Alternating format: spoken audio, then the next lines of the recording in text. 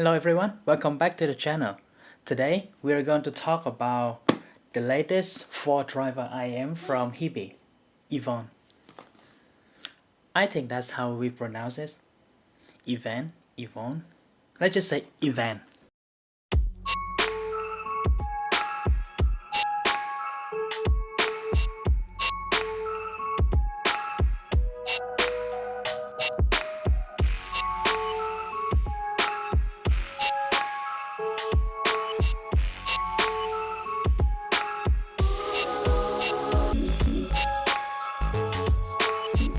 Some general information about this IM. So, like I mentioned, 4-driver full BA IMs for $240.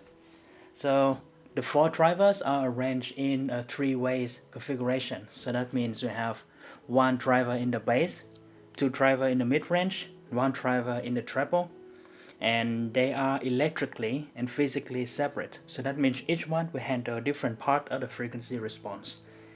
And what can I say?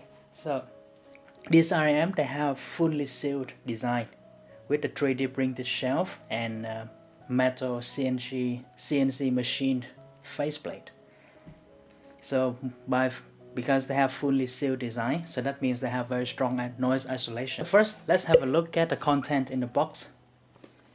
So as you can see here, I think last time when I reviewed the HiBy Zeta, I also mentioned that I don't know whether it is supply chain difference or the deliberation from HiBy, but their design and the content of the accessories that they provide are always kind of different from other Chinese IMs company. So with this one, open it. So it's very rare to see the box with this kind of long box with some design elements. So inside the box we have the information about the IM itself. This is the same kind of design that we have seen with the Zeta and also the Crystal Mark II. So if you take out this card inside, so the IM will stay here. Here we have 2 kinds of ear tips that are included. So you have silicone ear tips, and interestingly you are also provided foam ear tips. Now let's have a look at the other accessories. So I want you to see the size of this case. It's an absolute unit. In fact, I think the case is comically too large for the IM itself. But unfortunately, I tried to put the HiBy R3 Mark II digital music player into this one. It doesn't fit. So HiBy, if you provide a case with this size, maybe make it a little bit larger so we can put the music player inside. Anyway, the case is very well protected and you have plenty of space inside for your IMs, maybe even 2 IMs. And you have other accessories, including a brush to clean your IMs, the other plugs for the interchangeable plugs, and the hook itself. Interesting. So here is the IMs. So as you can see, in terms of fit and comfort, I find that these IMs are very comfortable because they are physically small, and if you look from this angle, you see that they're also very thin. The nozzle have enough length and have just a medium size nozzle. So for example, these are the SpinFit CP100. They are medium size, and these ear tips can fit the nozzles of this IM easily. Well, not exactly easily, but not too hard. And I find that these IM they are very easy to fit, to have a deeper fit inside the ear canals, and I didn't have any pressure or hot spot that makes it uncomfortable. The only potential problem of these IMs with the sealed design is that you would experience pressure build up. Like when you wear IMs for a long time, you will start to feel like more stuffy inside your ears. For my approach, I pull my ears so to break the seal just a little bit so that the pressure can balance out, or just take a rest. Now let's talk about the sensitivity and the pickiness of these IMs. On the plus side, these IM are not extremely sensitive to the audio source. For example, something like the Campfire Audio Andromeda, you would hear the hissing noise with almost everything that I have, even some very high-end music player. And the Andromeda also have the problems that when the output impedance on this device or the cable or anything along the chain just change a little bit, the tonal balance of the IM would change. I didn't hear that extreme problem with the HiBy, even though these IM are also very sensitive. So that means they get loud very quickly. So be careful with the volume. On the other hand, these IMs are very transparent. So that means any change on here, sometimes even change of this cable, can create noticeable difference in either the staging or the details or even slightly tonal balance of this IM. So in some sense, this IM is good if you enjoy testing different part of your music listening gear.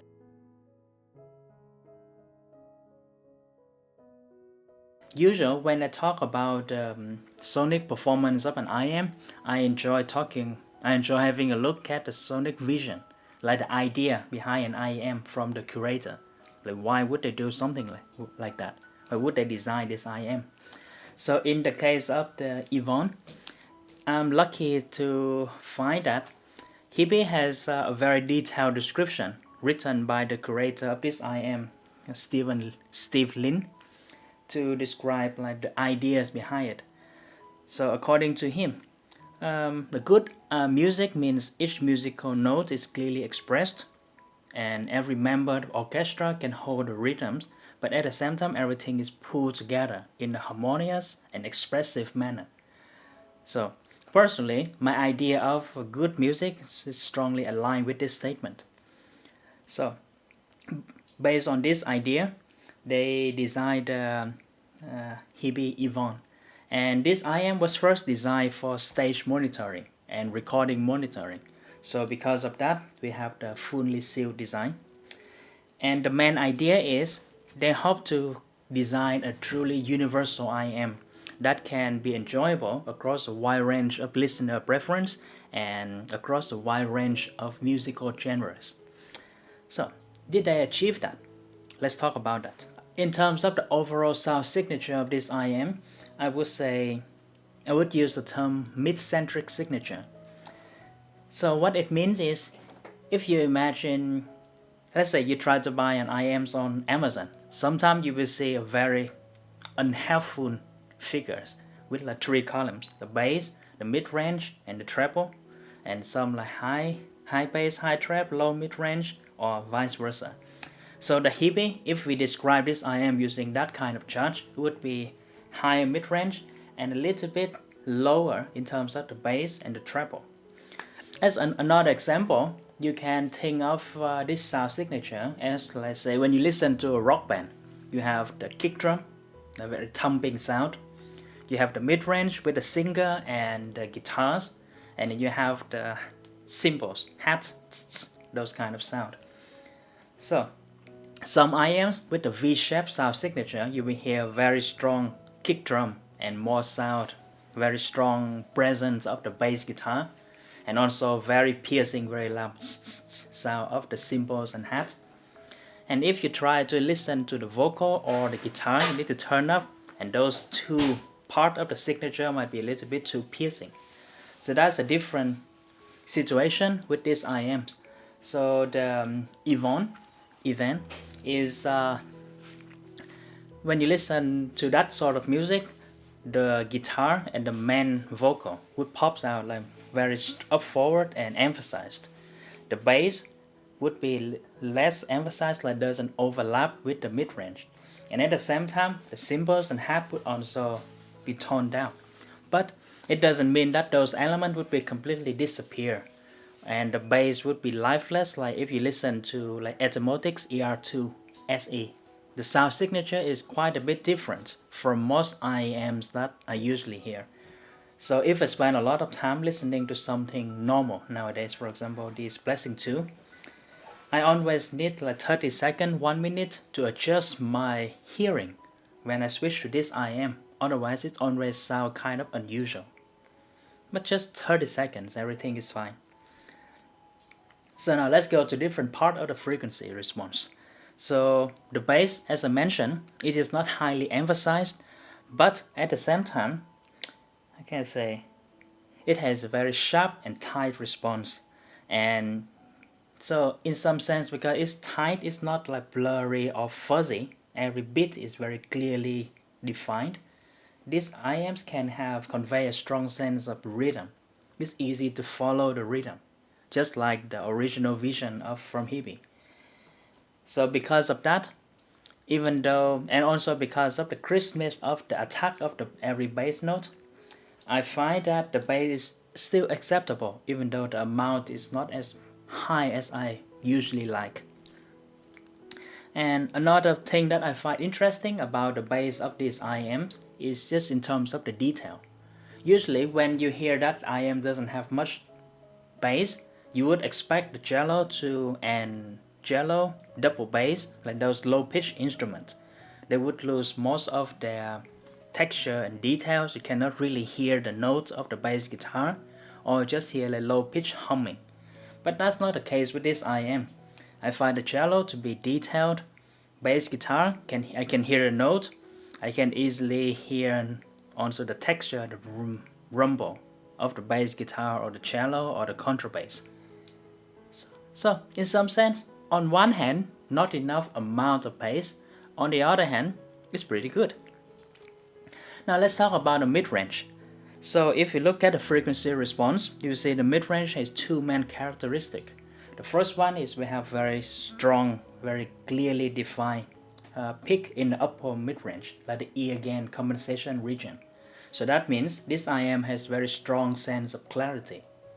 But at the same time, it also have thicker than neutral response in the lower mid-range. So that means it just like balance with each other. More clarity, but at the same time a little bit thicker and heavier than the neutral, like the flat tonality.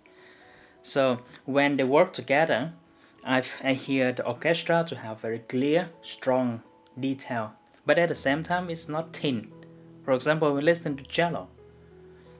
If the IM doesn't have like energy in below 500 Hz, the cello would sound not right. It doesn't have like the body, the thickness of the note. But because it has that kind of energy, the cello sounds just right. And actually I find myself listening to a lot of cello concertos with this IM. Another advantage of the mid-range of the HiBy is just in terms of how good it is as distinguishing the timbre difference between different instruments. So for example, when you listen to the woodwind section of orchestra, with this IM, it's very easy to distinguish between oboe and clarinet, even though they play very similar notes and they have that similar woody, reedy kind of sound. And another example, when I listen to the string quartet, it's very easy to distinguish between the cello, the higher note of the cello, and the lower notes of the viola, even though they play the same note, similar note on the same string instrument. So now let's talk about the treble. So I would say the treble of this HiBy is very safe because this is not, it's below the upper mid-range. Usually when you see the graph and you see the treble is above upper mid-range, that is something that you should consider because it might be unnatural, it might be a little bit harsh. But if it's below the upper mid-range, then the upper mid-range, the vocal would be the highest point, and it's unlikely that the treble would come out and just be piercing and picking. So that is the case here. It's safe, but what is nice about this the treble response is that it has a great sense of control. So I can explain. We can say there's nuance and more details in the decay of the notes in the treble. For example, we listen to cymbals and hat, the patterns on the cymbals hi-hat, it's not just like a loud, splashy, piercing sound, but you can actually hear the cymbal like shaking around on the holder. And that for me is high treble quality. At the same time, the treble air region, like above 12 kilohertz, around 16 kilohertz, the area that I usually prefer is not very emphasized here. So in some sense, if you have problem with IEMs, if you're very sensitive to that area and you hear that kind of metallic, metallic whiskey piercing sound in around 12 to 16 kilohertz, it wouldn't be the case here because that region is mostly roll off on this IM.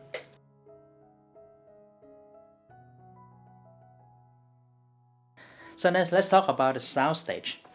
I would describe the soundstage of this HiBy in 3 words.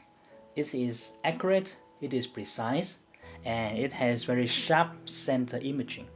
So what I mean by accurate is that the shape of the stage would change depending on the music that you listen. So that means, for example, some IEMs have a tendency to make the stage larger, like make everything larger than life. And some IEMs just push everything very small, very intimate across on the track. And with this IEM, the stage change.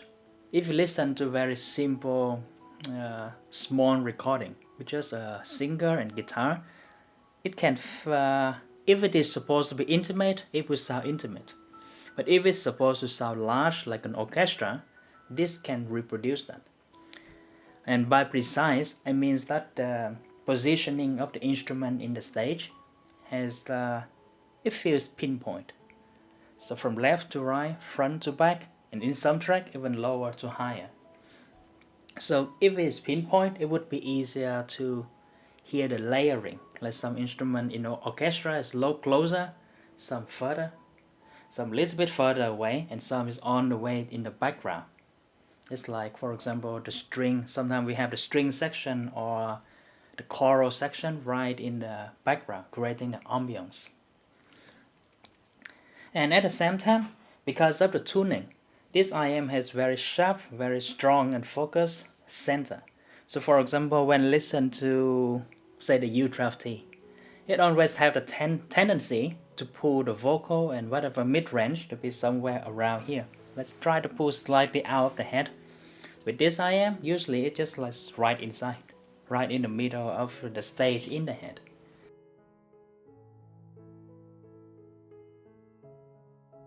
Now let's talk about the resolution. So I would say, because of all the advantage in the soundstage, in the temporal accuracy, this IM has a strong instrument separation. The ability to peel apart the orchestra is such a strength of this IM that it makes listening, sitting down and paying attention and try to pull apart the orchestra is a part of the entertainment when you listen to an orchestral music with this IM. At the same time, the details is also good. So that means when I listen to a violin solo, just a violin, let's say Bach Partita number 2, just violin in a room, you hear the violin, you hear the detail like the finger tapping on the fingerboard, you hear the bow scratching against the string, and you hear the sound like bouncing around the concert hall, the recording hall. So those details comes through pretty nicely with this IM. I guess because of those advantages, even though the tonality is a little bit interesting, but I still find that this IM pretty enjoyable to listen to classical and orchestral music. So the question here becomes, how good?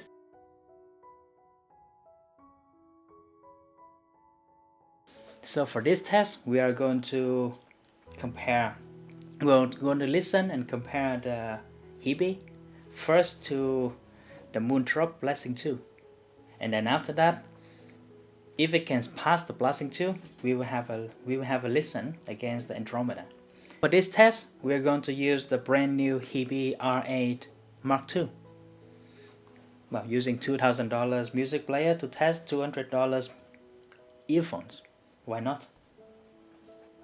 So we're going to do what I call the ABA test. So that means we start with the baseline, and then we swap to the treatment, and then we swap back to the baseline, and so that it will be easier to hear the difference. Let's listen to some polyphia. So first, the blessing 2.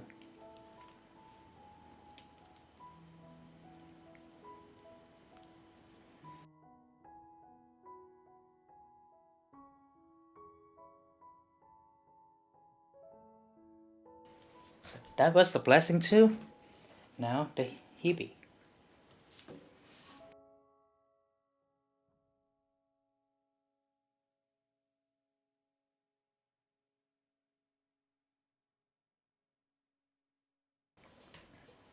Now, finally, back to the blessing 2.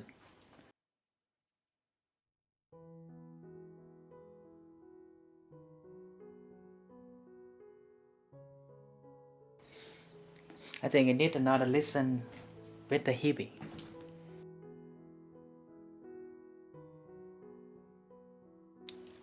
Alright, conclusion time. So what surprised me the most is that the bass, even though the amount of bass of the blessing 2 is more than the HiBy for sure, but just the incisiveness of the bass. As you know, the blessing 2 is well known for having kind of soft and more mushy transient of the bass. That's not the case with the HiBy. The amount of bass is not very large, but the sense of rhythm is strong. I wouldn't say it's completely better than the blessing 2, because blessing 2 still have the advantage in terms of the amount, but just the quality of the bass. I don't know, I prefer the quality of the bass of the HiBy. And the same situation with the quality of the treble. When I focus on the cymbals and hi-hat in the track by Polyphia, the trebles just sound more simplistic, less detail, less nuance on the blessing 2, but there is better details, more things to listen in the treble when you listen to the HiBy. And the mid-range of the HiBy is also more incisive, like everything is just more crisper, more clear, with more dark space between the instruments. And remember, we are talking about the blessing 2. This is still one of the most respectable IMs of its time. So I think it's safe to say that the HiBy is just more resolving and with better soundstage imaging comparing to the blessing 2 in this test. Now, the question is, can it sound better than the Andromeda in terms of the technical performance? I'm curious too. Let's have a try. And as usual, turn down the volume.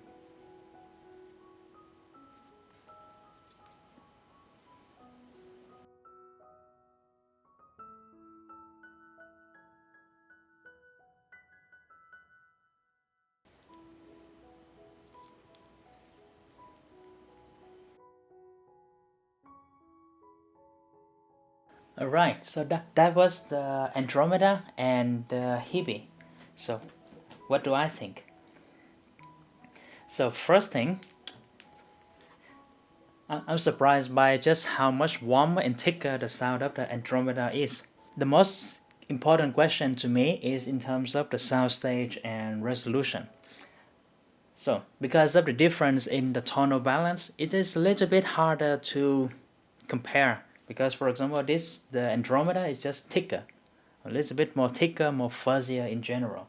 But when I've pinpoint to the guitar, the cymbals, the hat, I would say they are very very close.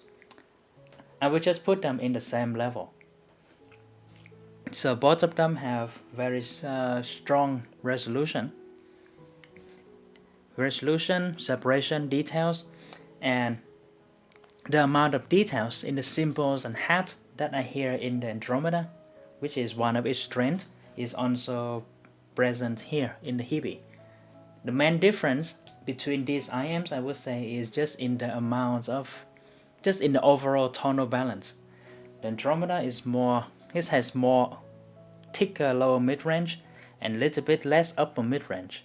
So it's a little bit more warm, gooey, analog comparing to the HiBy. But in general, I think it's a very impressive level of technical performance for this $250 IMs.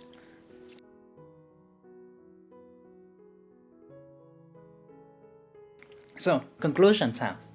Based on the result of our comparison, I would say the resolution of the HiBy would be around, in my ranking, it would be 4 out of 5, which I consider great. In terms of the Soundstage Imaging, I would also say 4 out of 5, great. Can easily match the $1,000 IM from the many years ago. In terms of the bass, I would say 3 out of 5, which is good, adequate, like usable. I don't know what else HiBy can do with the bass, besides changing the ideas of how, like, the tonal balance, amount of bass. But I mean, 3 out of 5 for me, which is good. And in terms of the tonal balance, I'm torn between 3 and 4. I would say tonal balance, I would say 3 out of 5. Personally, for me, I would put it a 4, 4.5.